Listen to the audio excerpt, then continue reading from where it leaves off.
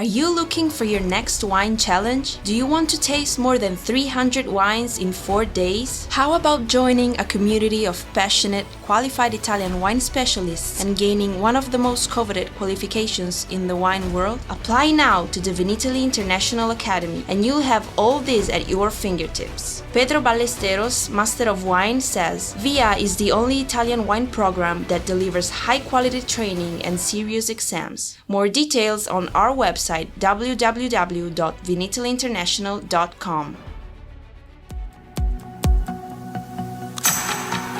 Italian Wine Podcast. Chin Chin with Italian wine people.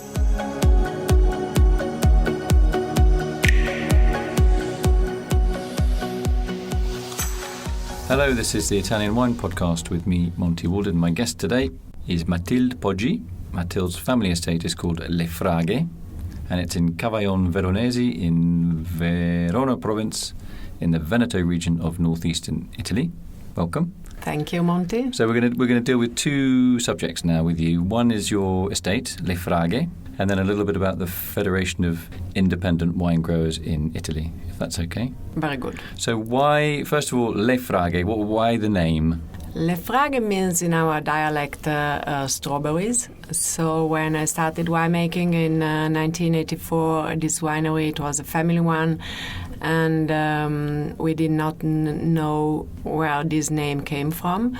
But then when it is very curious, because when I stopped using herbicides, so I turned to organic, it was 2008. 3 years later, I saw that these vineyards, which is giving the name to the winery, which is a vineyard in front of the winery, is full in summer, late summer, with wild strawberries.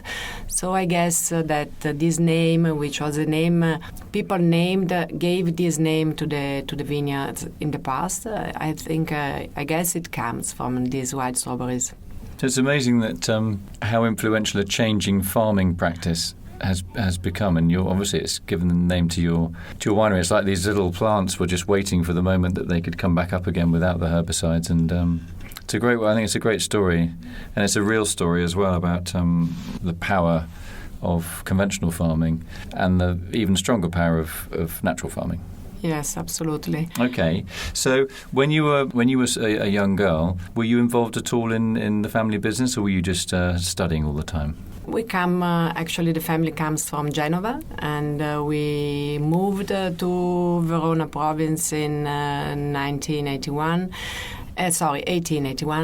and since 1960s the family, my father's family was vinifying and bottling the wines with another brand name.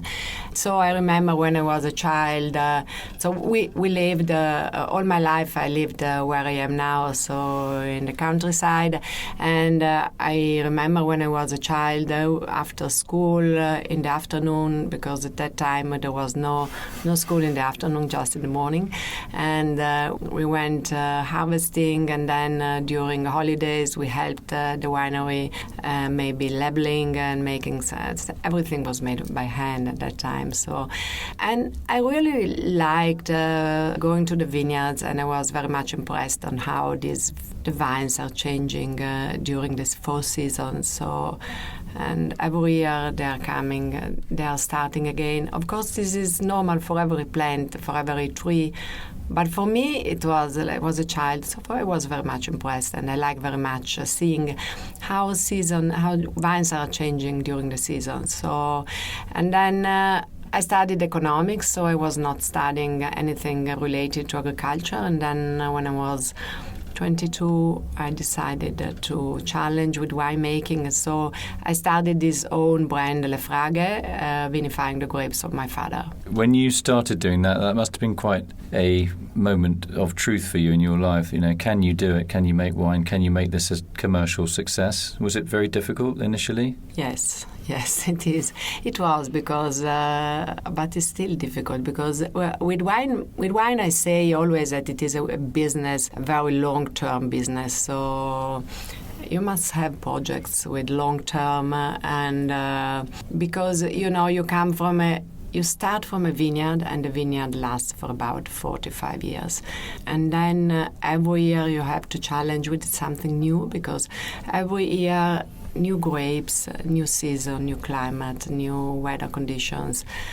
Every year you have to look at the grapes, to try to see the plants, to see the vineyard, how it is, and you must challenge with it. So you must take the best from these grapes, but every year is different. So 35 harvests I've done so far, and nothing at all, because every year I have to learn, and I'm still learning. And so in a normal job,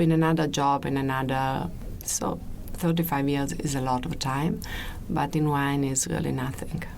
Okay, let's talk about some of the grape varieties you work with. You have a white wine called Camporengo. Why is it called Camporengo, and why is it? What is it made from? Camporengo is made from Garganega. So Camporengo is the name of the vineyard, and Garganega is the grape, which is an indigenous grape of Verona, very much used to make a Soave, so very famous appellation. In my area, I am close to Lake Garda. There was always some Garganega grapes in the vineyards, but there was a small amount, so maybe 15%, and it was vinified together with red grapes to make Bardolino, which is a red wine. And I decided in 19. My father planted some Chardonnay, and I took it off, and I planted some Garganega in 1992 because I wanted to have a white wine made with indigenous grapes, and very happy with it. It is a typical Garganega, although our soil, which is a moraine, so we have a lot of stones in our vineyards, is very different from Soave, which is more volcano. So it is a typical Garganega, although it's much different from Soave. So is it more full-bodied? Is it lighter? Has it got higher acidity? No, it is. I think that Garganega in Soave is more rich, maybe. Mine is more straight on and a little bit more higher acidity, and no sugars at all, because I like very much dry wines. So. Okay, so what you talked about Lake Garda. What influence does that have on the vineyards in terms of maturation and humidity and heat? Lake Garda is the biggest lake in Italy and one of the biggest in Europe, but it's very deep. So is the microclimate over there, although we are in the north of Italy. And sometimes when I come to the US, when I say I'm coming from Lake Garda, people say, I have been to Lago Maggiore or Lago di Como. But this is totally another story, because Lago di Garda is a microclimate in the southern part of Lago di Garda is very Mediterranean. And you have the flowers and the plants. The Mediterranean plants, even though we're in northern Italy, because of this big body of water that creates a warm. Yeah, because it's very deep, and so it's absorbing a lot of warm during summer, and it is releasing very slow during winter time. So microclimate over there is very particular, and it's a warm area. Although I am maybe in the coolest climate, coolest area of Bardolino. I'm much more to the north of the area, and it is also very windy, because we are at the end, we are very close to River Adige Valley, and from the River Adige Valley there is a lot of wind coming from the north and bringing fresh air and cool air. So is influenced where I am from the lake and the warmth of the lake, and from the mountains, and this breeze, this wind, which is every day there in the morning from 4 or 5 o'clock a.m. to 10, 11 a.m. So there is always air going on, and which is very important. I am organic, and having all this wind is very easy to be organic over there. Okay. You make what's called chiaretto, Bardolino Chiaretto. Rodon is the name of the wine, and it's made, I think, from Corvina mainly and Rondinella. What is that? Is it a red? Is it a deep rosé? A light rosé? What is it? It's a very light rosé, and this is very traditional in our area to make rosé wine. And actually, Bardolino Chiaretto is the biggest appellation for rosé in Italy. And we make it with 80% Corvina, 20 Rondinella, Sagné with just 6 hours skin contact. Do you ferment them together or separately? Separate, because they grow, so they ripe at a different time. Normally there is a 10 days difference between Corvina and Rondinella ripening time. So you pick Corvina first? Yeah. And then Rondinella? Yes. So what are the typical flavours of Corvina? What does it give? Does it give body and black fruit, or Rondinella light with red fruit? How does it work? Corvina is among the two. Corvina is much more considered the best, so gives more tannins, more spicy, and is a little bit more difficult to cultivate because has small bunches but closed, and the skin is very thin. Yeah. So it's a little bit more difficult to cultivate, but it's giving this spiciness to both to rosé and red, which is for me very interesting. So I like that very much. And maybe Rondinella is giving more the fruity and some salt to the wines. And I really like these two grapes. They are giving very, very nice wines. I like because they are light. The rosé is light but very straight, very bright acidity, and of course no sugars left. And do you drink that with food or on its own? I would drink it a lot as aperitivo or also with food. It pairs very good with everything. Every dishes with tomatoes, and I like it very much with pizza. Okay, with lots of tomatoes on top. What about the? You make a red Bardolino from the same Corvina Rondinella blend. They're both vinified apart, I think. What do you drink that with? A Bardolino? Do you have it? Is it a wine being sort of light and fruity on its own, or does that also pair well with food? I think that Bardolino. I always say it is like a wine. You can drink it with nearly everything except for game or very spicy? Very spicy meat is not so much, but otherwise you can have it with pasta, with soups, white meat, fresh cheese, and also with fish. And I suggest always to drink it a little bit cooler, so not say like a white or a rosé, but 15 degrees, 16 degrees Celsius, which means if you are at home, just half an hour in the fridge, and then it is perfect. Because if it is a wine with a very delicate tannins, so not too much tannins, and so if you drink it a little bit cooler, it is you can appreciate much more the spicy and the fruity. So that's great. If you're a sommelier and you've got Bardolino red on the menu, you know exactly what to recommend your clients when they're choosing their food. So you also do a Bardolino Classico called Brol Grande. What is Brol Grande? Is it the name of a place or a fantasy name? No, it's the name of the vineyard. And Brolo in our dialect means what the French say clos, so a vineyard closed, so with a wall made with stones. And Brol Grande means it is the bigger clos we have.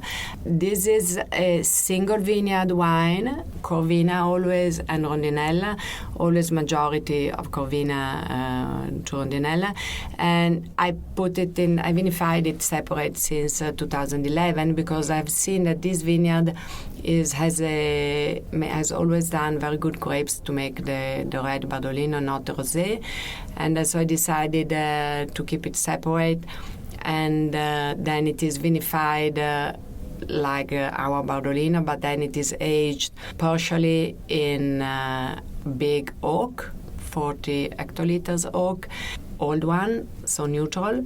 And since 2018, Brol Grande, which is not yet released, was vinified and aged just in concrete. Okay, now you're a member of FIVI. What is FIVI? FIVI means Federazione Italiana Vignaioli Indipendenti, so it is the Association of Independent Wine Growers all over Italy.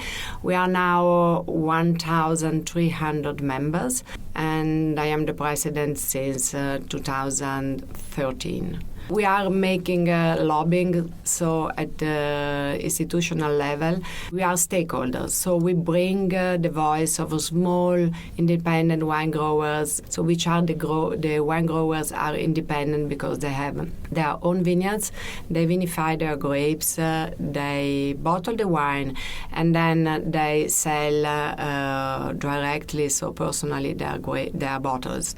Normally, they are small family wineries, and artisanal. They make artisanal wines. And FIVI was born in 2008 to bring the voice of these independent wine growers to our ministerium and also in Europe, to the European government, because everything in Europe regarding agriculture is decided at European level. So it's very important for us to be inside the Confederation of Independent Wine Growers, together with other 11 countries in Europe which have independent wine growers, and we make lobbying in Europe as well. So what successes have you had with changing European Union agricultural policy regarding smaller producers, whether they're wine producers or even, I don't know, producers of milk or whatever? It's very important to try. I always say that we must be there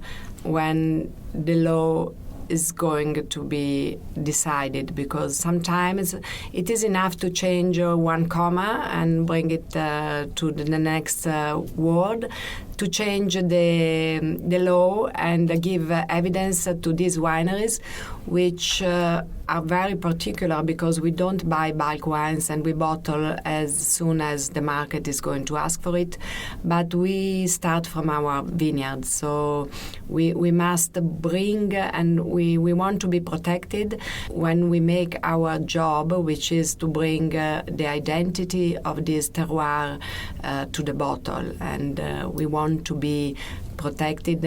Sometimes Europe decided to make some laws which put the small artisanal producers out of the market. This is what we don't want to disappear. So what kind of rule are you talking about when you say that edicts have been passed that have not helped the smaller independent growers, whether they're normal farmers or wine growers or fruit growers? What sort of thing are you angry about? We always have to fight against bureaucracy, because bureaucracy for small wineries or big wineries is the same. The paperwork is the same, and for a big winery is much easier because normally they have some people working for them, and they are just engaged to work to make bureaucracy. For us, normally we speak, when we say independent wine grower, you must think about one person or one family, which is where everybody is making some work in the vineyards and then going to the cellar and making some wine, and then in the night, in the evening, they have to answer to emails and collect the orders and speak with the consumers, and then deliver the wine, and then going back to the vineyard. And this is so we ask to be a little bit helped to consider that these wineries have other requirements. I mean, they have other needs, not requirements, have other needs compared to the big ones. We have also a logo, and when you see this logo of which is on the labels or on the caps of our wines, it is a man bringing a basket of grapes on the shoulders, and in the shadow it becomes a bottle. That means that it is a man himself is making everything from the grape to the bottle. So I hope that in the future this logo, which will be much more recognized from the market, I hope that people will buy when they see that. Well, I hope so too. I want to say thanks to my guest today, Matilde Poggi, for talking about Le Fraghe and for Italy's Association of Independent Wine Growers. And what Matilda's been talking about, this idea of the bureaucracy, it's almost like a disease, this the amount of paperwork, especially in Italy. And my partner audits lots of agricultural enterprises. That's one of her jobs. She's a commercialista. And she can have, literally I can see 500 pieces of paper on her desk, to a ream of paper, all print-offs. And that's just one estate for like 1 month. 1 month's maybe the agri-tourism. They've had some guests and they've had to buy some stuff and they've sold some wine and then they had the tractor broke and this had to get an invoice for that and then the diesel for the. It's unbelievable. I mean, our house is full of documents, so I see that firsthand. I'm not making any of this up. This is true. Our house is full of pieces of paper, and it's just overwhelming. Yeah, and it is also another issue, which is this is overwhelming, yes, and we are. If you have a winery, you must do that. So yeah, you have to. Otherwise, another issue which we have to consider in a European level is distance sales. And that means that sometimes normally selling a pallet to US is much more easy than selling it in Europe, because in Europe paperwork is much more important. So this is really absurd. But also we asked in Europe to have a law for distance sales, because selling wine from the winery to private consumer all over Europe, which should be like it is the law, so should be really our internal market, is very difficult. So here big wineries have a better life because they are imported all over Europe, so they can sell.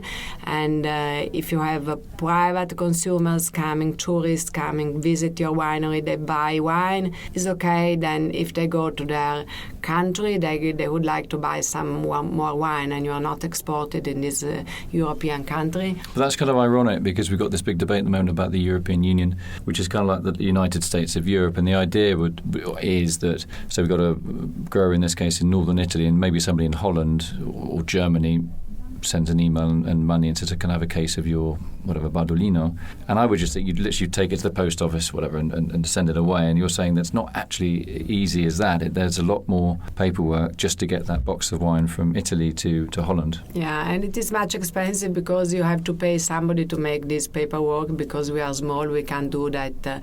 We are not allowed to do that on ourselves. So we have to pay a lot of money to other companies to make this paperwork for us. So which is because every country because it's an alcoholic beverage, because it's alcohol. Yeah, because there is excise duties, and every country in Europe has a different rate. Tariff, yes.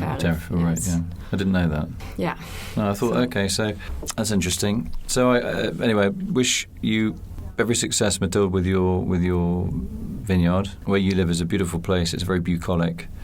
And it feels really natural. I mean that in the widest sense of the word. It's not a winery that's been spruced up for fancy coach parties or fancy journalists. It's a step back in time, but in the best sense of the word.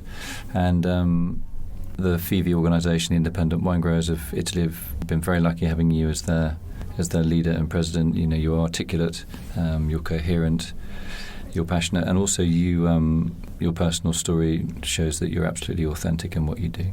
Thank you. Thank you very much.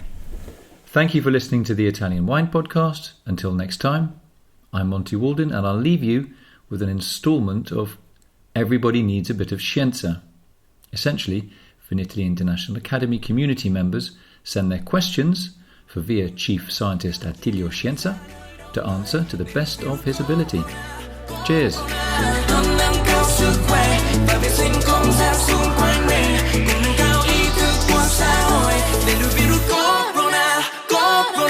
Good morning, Vietnam. Good morning, Italian Wine Podcast. He just told me that it's...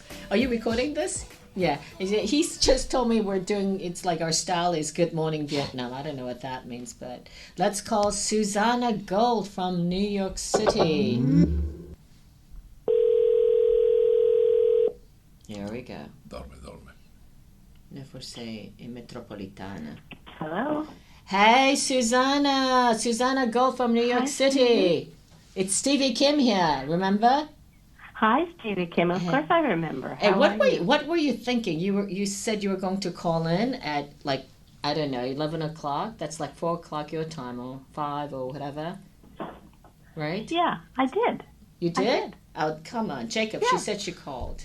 I'm gonna have to fire Jacob. I just hired him, and I don't have an alternative, so he's gonna have to stick around for a bit. Listen, Susannah, I'm here with Professor Scienza, un'altra, diciamo, amica, Italian Wine Ambassador, la sorellina di un'altra mia amica. Quindi io la conosco da un sacco di tempo. È uno scrive. Are you still doing the MW program? Silence. Io lei. No, you. No, not now. Not now. Okay, Not you're now. on pause. You're on pause. Listen, so I'm going to allora fai la domanda al professore. Ok, allora la faccio in italiano. Ottimo. No, se vuoi anche in Swahili, non lo so io, cosa pensi? Parla tedesco però se Anche vuoi. in georgiano, se vuoi. Anche in georgiano. Benissimo. Allora, la mia domanda è questa. Volevo capire qual è il rapporto tra Tintiglia e le altre vitigni del sud dell'Italia. Sì. Perché mi hanno detto recentemente che c'era un'uva in Spagna, nella città di Jerez, che era la stessa uva della quale io non so il nome, per cui mi chiedevo i rapporti di Tintiglia con altri vitigni. Sì, no, non è Ma che... ascolta, secondo te che accento ha Susannah? Un accento particolare, no? Ma non riesco a... Ma capisci che è americana o no? No. Io penso che sia italiana, che naturalmente ok, un complimento. non ha Complimenti, Susannah. nessuna cadenza inglese, o pochissima. Non ho nessuna cadenza perché ho imparato l'italiano a Firenze, Ecco. quindi mi Ah, ha ok. facilitato la vita. Si vede, si sente benissimo. Lei, complimenti, parla un italiano che forse non parlo neanch'io così bene, probabilmente. Non è vero. Comunque, la ringrazio, mi lusinga il complimento. Ok, dai, vai. Allora, la Tintiglia è una varietà spagnola che deriva dal nord-ovest della Spagna, dalla zona del Somontano, come viene chiamata, ed è... noi abbiamo la stessa varietà con un nome diverso in Corsica e in Sardegna, che si chiama Caricagiola. Il Caricagiola sardo e corso è la Tintiglia, ed è un vitigno che ha un rapporto di parentela genetico con la Parraletta, che non è la Parelada. Sono due vitigni diversi, la Parraletta e la Parelada. La Tintiglia è imparentata con la Paraletta. Quindi, Che è questo vitigno spagnolo? è spagnolo, è arrivata con la Spagna in Italia, la Tintiglia. Anche la parola stessa, Tintiglia, si riferisce a tinto, si riferisce a vino rosso. Quindi è un vitigno che ha molto colore. Tintiglia ha questa parola, come noi, non so, potremmo chiamare un nerello, per esempio, perché non ha un colore molto scuro il nerello, come vino. I nerelli non sono i neri. I neri sono vitigni che danno colore in Italia, mentre i nerelli sono vitigni che danno colori più sfumati. La Tintiglia per gli spagnoli è un vitigno che dà molto colore. Ma dove vengono piantate in Italia? In Italia è Molise, solo il Molise. Dov'è Molise? Il Molise No, era una battuta, Tiglio, dai, fatto pazienza. Ok. Ma sì, scusami. Io gli spiegavo sai bene i confini del Molise. No, una volta io sono passata in auto con un gruppo di ragazzi e parliamo di Molise, ho detto, ma dov'è Molise? E loro hanno detto, ma l'abbiamo già attraversata Molise. Non c'è mica scritto sui muri. Sì, esatto. Questo è Molise. Però sai che hanno fatto una grande... pubblicità recente. Susannah, sei tu forse me l'hai detto che stanno offrendo i soldi, un finanziamento per andare a vivere a Molise, per aprire una tantissime persone. Ci sono moltissimi paesi abbandonati. Ci sono molti paesi abbandonati nell'Appennino molisano, molto belli, che praticamente sono quasi gratuiti, addirittura offrono per un valore simbolico di €1 una casa alle persone che vogliono a tornare a vivere lì, che possono sistemarsela praticamente, gliela regalano. perché sono tutti, infatti. sono tutti paesi che se ne stanno, perché Molise è una regione tipicamente montuosa, anche se ha un po' di mare, ma la gran parte del Molise è montagna, ed è una regione che ha avuto tantissimi problemi anche sociali nel passato e di lavoro con le persone, ma si è spopolata. Il Molise è una regione che si è spopolata. No, però era uscito questo articolo sul New York Times, Sì. e poi hanno suscitato tutto questo interesse Sì, nella sì, certo. Certo. Community. Tutti volevano Sì. andare A vivere lì. sì, vivere lì, piantare i Però vigne non ci lì. sono strade, ci sono problemi per arrivarci. Esatto, è la parte romantica, Sì, no, ma dell'Italia. dopo 2 settimane i romantici tornano a casa, però 2 settimane stanno tutti romantici. Poi Però diventano- magari ci andiamo tutti ora perché c'è questa Poi quando si virus. accorgono che non c'è la corrente, che non c'è l'acqua, che non ci sono le fogne, che non ci sono le strade, che l'ospedale più vicino è a 4 ore di distanza, che per andare a comprare il pane ci vogliono minimo 2 ore, a quel punto lì il romantico diventa... No, ma ci sono i romantici Sì, che fanno sì, sta sì. roba Io qua. ho tanti studenti che si sono laureati e poi hanno pensato di andare a fare i contadini come una volta, no? Con la zappa, il cavallo, le galline, la capra, eccetera, eccetera. 2 mesi sono Sì, durati. McDonald had a farm. 2 mesi Yeah, sono yeah, durati. yeah. E poi sono scappati, sì? non ce n'è più nessuno di quelli lì in campagna. Comunque, listen, Susannah, come va con il coronavirus lì? Oddio, parliamo l'altra mia domanda. Sì. È quella She's so politically è quella dei correct, terreni eh? vulcanici, se non sbaglio, no? Sì, fai la domanda. Allora, la mia domanda è: il suolo vulcanico, della quale parliamo tutti ultimamente, cosa porta al vino? Cioè, cosa troviamo nel bicchiere? Beh, noi dobbiamo intanto definire, direi molto bene, cos'è un suolo vulcanico, perché è una definizione molto generica, perché se c'è una categoria di suoli molto, direi, articolata nella composizione, sono i suoli vulcanici, perché possono derivare da rocce intrusive, effusive, basiche, acide, da lave, da piroclasti, da eruzioni marine recenti, antiche. Cioè, dire vulcanico non vuol dire niente, perché se io le dico che ci sono zone vulcaniche, ad esempio come l'Etna è una delle zone vulcaniche più recenti, molto recente, come anche il Vulture. Ci sono invece terreni vulcanici antichissimi che sono invece in Alto Adige, nella zona dei porfidi, tanto per dire, non so, pensi a Terrano per esempio. Ecco, tra la composizione chimica dei porfidi o dei basalti, anche dei basalti ad esempio di Soave, e quella dei basalti della struttura strutturale dell'Etna, c'è una differenza enorme. Tutti sono vulcanici, ma tutti hanno un effetto completamente diverso. Poi c'è un'altra cosa importante da dire: di terreni vulcanici puri ce ne sono molto pochi in Italia. Noi confondiamo molto spesso, non so, Soave per dire che è vulcanico. C'è una parte di Soave che è vulcanica, c'è una parte di Soave che è calcarea e c'è una parte di Soave che è il frutto della mescolanza tra matrici vulcaniche e matrici sedimentarie calcaree. Così, non so, per esempio il Vulture ha una parte che è vulcanica, ma la gran parte del Vulture è sedimentaria, sono flysch. La gran parte del Vulture è flysch. Perché? Perché le eruzioni che sono avvenute nel Vulture, come quelle che sono avvenute nella zona di Soave, sono tutte eruzioni marine sotterranee, sottomarine. No, basta battere il tavolo. Cioè l'esplosione del vulcano ha provocato l'uscita della lava, la quale poi si è nel tempo mescolata con i sedimenti del mare. Vulcanici puri ci sono, ad esempio, l'Etna, ecco, quello è vulcanico puro, o i terreni vulcanici dell'Alto Adige, quelli sono puri, tutti gli altri sono variamente mescolati. Ad esempio anche lei citava l'Irpinia. Ecco, l'Irpinia, la zona dei Taurasi per esempio, che è la zona così che nell'immaginario popolare è una zona vulcanica, la quota di zona vulcanica nella DOCG di Taurasi è la parte più piccola. La parte più importante del Taurasi sono i flysch, sono questi depositi terrigini nel mare. Ci sono anche delle parti vulcaniche, perché i terreni vulcanici di Taurasi sono il frutto delle esplosioni vulcaniche del Vesuvio.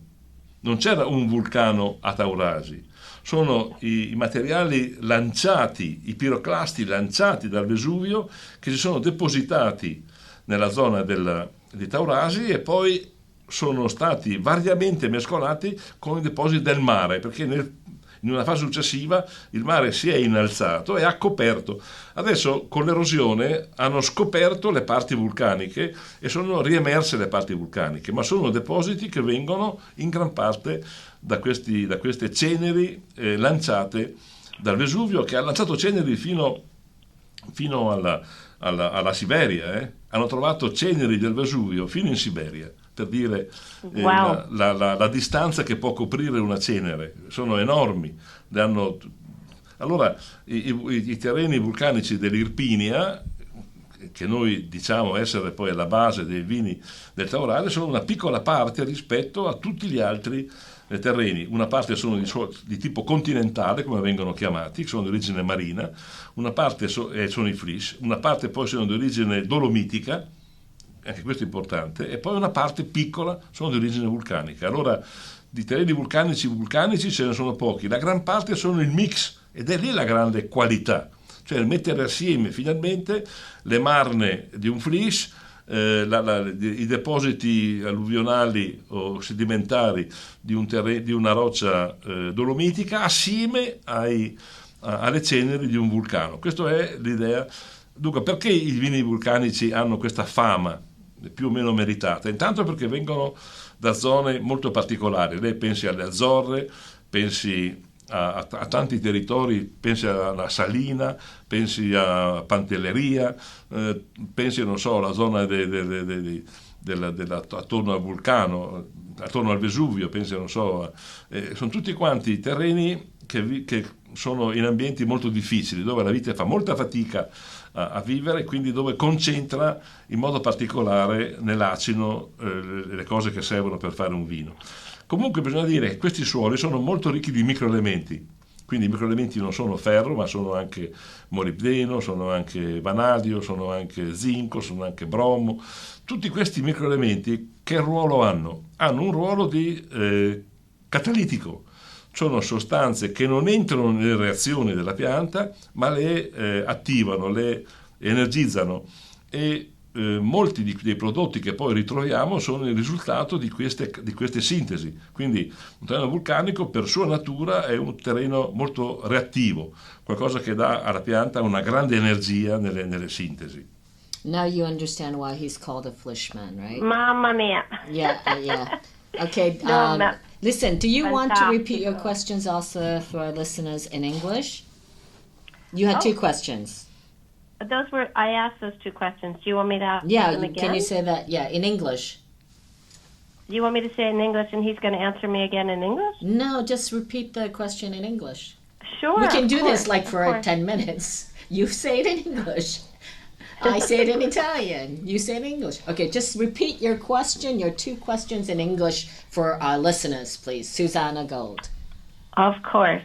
So my first question was, what is the relationship between Tintiglia from Molise and other grape varieties from southern Italy? I've heard that there's a relationship between Tintiglia and a grape in Spain, in Jerez. Is that true? And your second one. question was? My second question was, everyone's talking about volcanic soil lately, and what does it bring to the glass? What do we find in the glass? And I was wondering if volcanic soils change a lot from area to area. I imagine they do, but I'm not sure why, and are there any that are similar? Right, so you had mentioned the Suave and Alpigna, for example. Okay, all right, so salutiamo Susannah. Thank you very much for calling in. Grazie, spero di poterla Grazie, rivedere in Italia magari. fantastico. Ma sicuro, la vedrà. E magari fare anche un viaggio in Italia Ma spero... assieme. Yeah, we're planning, noi stiamo ipotizzando Sardegna, In Sardegna, sicuramente. sì, una settimana in Sardegna. So we'll give you more information about that and via community. Facciamo il periplo della Sardegna in ottobre. Okay? Fantastico. Sì, ottobre. Sì, Ok. super volentieri. Ok. Grazie mille. Ciao è Susannah. veramente interessante. Ciao, buona giornata. Grazie, arrivederci, a presto. Arrivederci. Should we just press that? Okay, so that was Susannah Gold calling in from New York City very early in the morning. And thank you for listening to Italian Wine Podcast. Everybody needs a bit of scienza. You see, Jacob, now you understand why I couldn't just do the translation, like simultaneous translation, like, right? You understand that now. Is that clear to you? I cannot do this. Okay, follow us, don't forget, on Facebook and Instagram, and tweet us as well. That's at Italian Wine Podcast. Alla prossima. Devo salutare Sì. sempre ringraziare Monty. No, l'abbiamo già fatto. Perché non so mai quando. Ciao Monty, ciao. Io Ciao, ringrazio sempre volentieri Monty per la sua presenza. Va bene. Ti darà una padelletta in testa. Ok. Ciao Monty. Ciao everybody. Ciao. Listen to all of our pods on SoundCloud, iTunes, Spotify, Himalaya FM, and on ItalianWinePodcast.com. Don't forget to send your tweets to @ItaWinePodcast.